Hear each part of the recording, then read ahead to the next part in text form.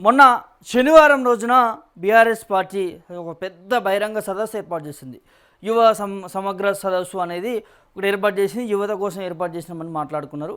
So చాలామంది BRS నేతలు వచ్చారు. చాలా సక్సెస్గా జరిగింది అనేది బీఆర్ఎస్ పార్టీ నేతలు మాట్లాడుకుంటారు. కానీ ఇంత అదర్ సైడ్ ఒకసారి మనం చూస్తే ఆ పార్టీకి సంబంధించినటువంటి ఆ సదస్సుకు సంబంధించి చూస్తే అదొక బీఆర్ఎస్ పార్టీ సభగా జరిగిందనేది కాంగ్రెస్ పార్టీ నేతలు ఆరోపిస్తున్నారు. అసలు ఎట్లా జరిగిందనంటే నేను కూడా వెళ్ళడం జరిగింది, కవర్ చేయడం జరిగింది. చాలామంది 10వ తరగతి చదువుతున్నటువంటి స్టూడెంట్స్, 11, 12 తరగతి చదువుతున్నటువంటి స్టూడెంట్స్ రావడం జరిగింది. వచ్చి ఎందుకు వచ్చిర్రా నాయన అంటే దేనికోసం వచ్చిర్రు, ఇక్కడ మీకు ఏమైనా ఐడియా ఉందా అని అంటే కొంతమంది ఏమంటున్నారు బస్ ఎక్కమన్నా వచ్చినామని కొంతమంది మాట్లాడారు. ఇంకా కొంతమంది ఏమంటున్నారు ఇక్కడ అన్నం పెడతారు మాకు మా వాళ్ళు చెప్పారు ఇక్కడికి వచ్చినామని ఇంకో కొంతమంది మాట్లాడుతున్నారు. సో చాలామంది ఆ పిల్లలతోనే ఆ సభ నిండిపోయింది. దాంతోపాటు ఇంకా బీఆర్ఎస్ కార్యకర్తలు మొత్తం సభని నింపేసారు అన్న దానికి కూడా కొన్ని వార్తలు వస్తూ ఉన్నాయి.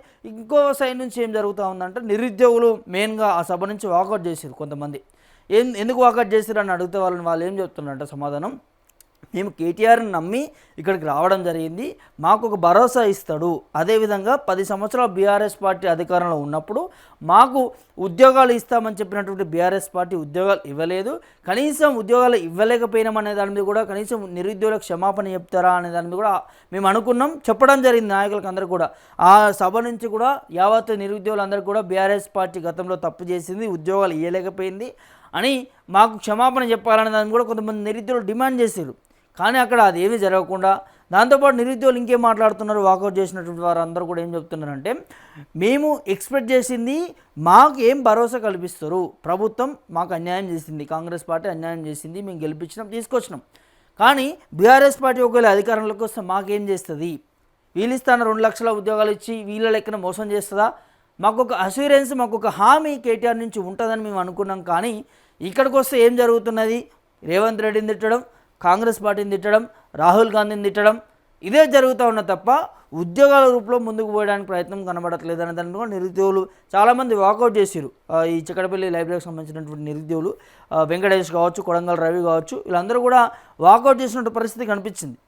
సో మేము అసంతృప్తిగా ఉన్నాము, కేటీఆర్ ఇది రాజకీయ సభ కాదు, ఇది నిరుద్యోగులకు యువ సమగ్ర సదస్సు అని పెట్టిరు, దానికి మీరు పార్టీ రంగు పులుస్తున్నారు, నిరుద్యోగులకు సంబంధించి కూడా ప్రతిపక్షం ఉన్నప్పుడు మా కోసం పోరాటం చేయండి, మా పక్షాన కొట్లాడండి, కానీ రాజకీయంగా కాంగ్రెస్ పార్టీ మీద మాట్లాడడం కరెక్ట్ కాదు.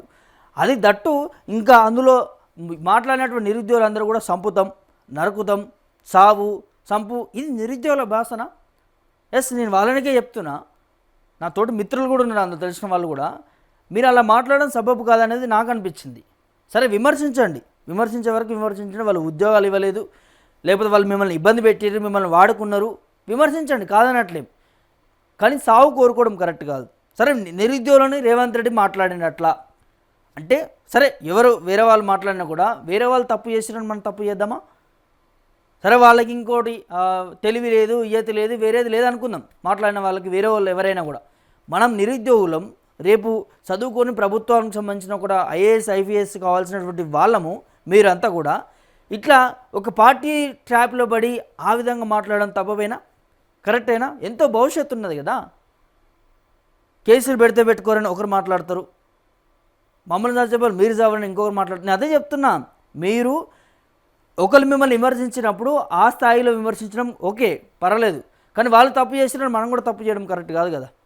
సో అట్లా నేను చెప్పేది ఏంటంటే మీరు ఉద్యోగాల కోసం పోరాటం చేయండి, ఒక ట్రాప్లో పడకూడదు అనేది నా ఇంటెన్షన్. చాలామంది అదే మాట్లాడుకుంటున్నారు, అక్కడ నుంచి నిరుద్యోగులు వాకౌట్ చేసిన వాళ్ళందరూ కూడా అదే చెప్తున్నారు, అన్న అక్కడికి వచ్చి మాట్లాడుతున్నది ఇది ఒక నిరుద్యోగుల కోసం జరగట్లేదు, ఇదేదో Congress party BRS versus Congress party, దాంట్లో నిరుద్యోగులని పావుగా వాడుకుంటున్నారు అనేది వాళ్ళందరూ చెప్తున్నారు, వాకౌట్ చేసినటువంటి నిరుద్యోగులు అందరూ కూడా.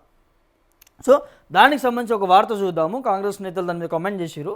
పేడ్ ఆర్టిస్టులతోని బీఆర్ఎస్ సమగ్ర సదస్సు, నిరుద్యోగుల పేరిట కేటీఆర్ రాజకీయం చేసిన అనేది కాంగ్రెస్ విప్ ఆది శ్రీనివాస్ మాట్లాడినటువంటి నేపథ్యం కనిపిస్తూ ఉంది. బీఆర్ఎస్ యువ సమగ్ర సదస్సును పింక్ పేడ్ ఆర్టిస్టులతో నింపేశారని ప్రభుత్వ విప్ ఆది శ్రీనివాస్ ఎద్దేవా చేశారు. సదస్సులో ఏఐసిసి అగ్రనేత రాహుల్ గాంధీ సీఎం రేవంత్ రెడ్డిపై పేడ ఆర్టిస్టులు వికృత వ్యాఖ్యలు చేస్తున్న కేటీఆర్ వారిని వారించకుండా చూస్తూ కూర్చున్నాడని, ఆయనది ఎలాంటి మనస్తత్వం అన్నది దీన్ని బట్టి అర్థం చేసుకోవచ్చు అన్నారు. రాజకీయ ఉనికి కాపాడుకోవడం కోసమే కేటీఆర్ నిరుద్యోగులను అడ్డం పెట్టుకొని రాజకీయాలు చేస్తున్నాడని దయపట్టారు. బీఆర్ఎస్కు అమ్ముడుపోయిన నకిలీ నిరుద్యోగుల పట్ల జాగ్రత్తగా ఉండాలంటూ యువతకు టీపీసీసీ ప్రధాన కార్యదర్శి చెనగాని దయాకర్ విజ్ఞప్తి చేశారు. కేటీఆర్ సమగ్ర సదస్సులో పాల్గొన్న నకిలీ ఉద్యోగులు అసలైన ఉద్యోగుల డిమాండ్లను పక్కదారి పట్టిస్తున్నారనేది మండిపడ్డారు. బీఆర్ఎస్ పార్టీలో పట్టు కోల్పోవడం కోసం హరీష్ రావు నానా పాటలు పడుతున్నాడని ప్రభుత్వ విప్పు విజయరమణారావు కూడా అన్నారు. కేటీఆర్ను మించిపోవాలనేది చెప్పి సీఎం రేవంత్ రెడ్డిపై హరీష్ దిగజారడని దాన్ని కూడా వ్యాఖ్యలు చేస్తున్నట్టు మండిపడ్డట్టు చూస్తున్నాం ఇక్కడ. ఇక్కడ కాంగ్రెస్ నేతలు కూడా చెప్తున్నారు, అందరూ కూడా బీఆర్ఎస్ సంబంధించిన పేడు ఆర్టిస్టులే తప్ప అంటున్నారు. ఇది మాత్రం కరెక్ట్ కాదు. వాళ్ళందరూ కూడా నిరుద్యోగులే. ఈ ఉద్యోగ నోటిఫికేషన్ కోసం కూడా వారందరూ కూడా ఎదురు చూస్తున్నారు చాలా సంవత్సరాల నుంచి కూడా. గతంలో బీఆర్ఎస్ గవర్నమెంట్లో ఎదురు చూసారు, ఇప్పుడున్నటువంటి కాంగ్రెస్ గవర్నమెంట్లో కూడా ఎదురు చూస్తూ ఉన్నారు. దీన్ని వాళ్ళేదో ఆ పార్టీపై వెళ్ళి ఆ సభపై వెళ్ళి మాట్లాడేందుకు వాళ్ళేదో బీఆర్ఎస్ పేడు కార్యకర్తలు కూడా కాదు. ఇక్కడ కాంగ్రెస్ నేతలు వాళ్ళు బీఆర్ఎస్ పార్టీకి సంబంధించిన వాళ్ళు అంటున్నారు, కానీ అందరూ కూడా మరి నిరుద్యోగులే. కానీ మీరు అట్లాంటి మాటలు మాట్లాడినప్పుడు ఇట్లాంటి విమర్శలు వస్తాయి.